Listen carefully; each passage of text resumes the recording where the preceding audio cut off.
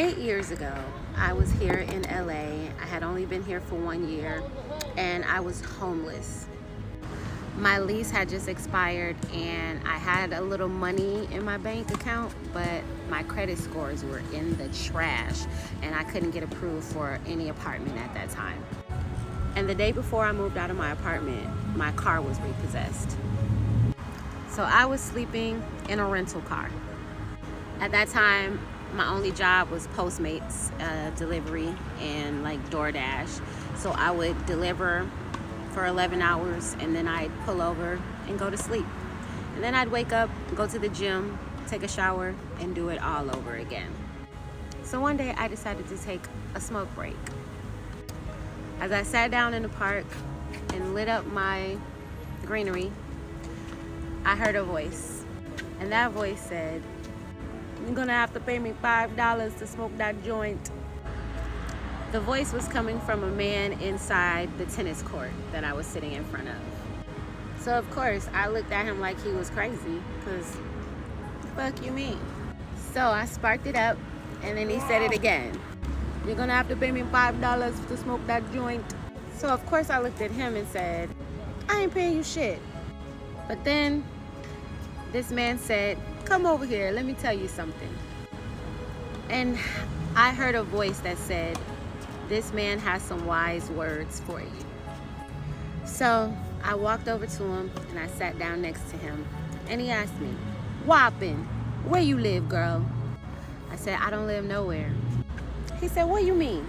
I said, "I don't live nowhere." And he said, "You can come stay 2 days at my house. I have an extra bedroom." And I said, "No, I don't need your bedroom. I'm good. No, thank you, stranger."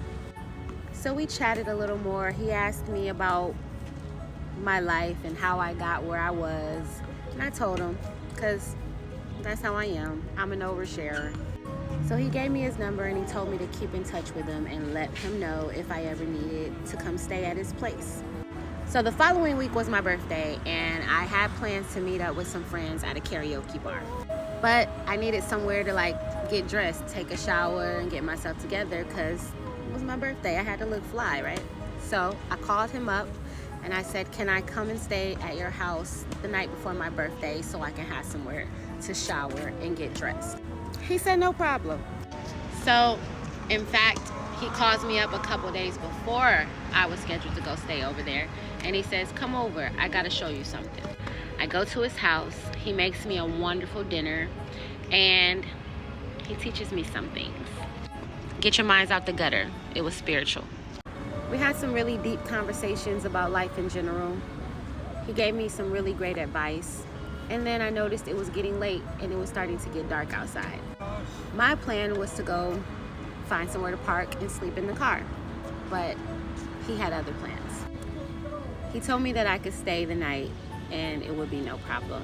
So instead of me sleeping in my car that night, I stayed the night.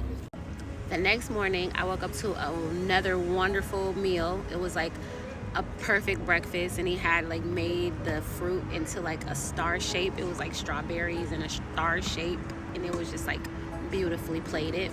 And then he took me around to his neighbors and introduced me as his roommate. And that man let me stay with him for a year, and he let me get my shit together. Not only did he become my best friend, but he's like my dad. This is the park, and this is where I decided to sit. And that's where he was. Yep. And here's my dad.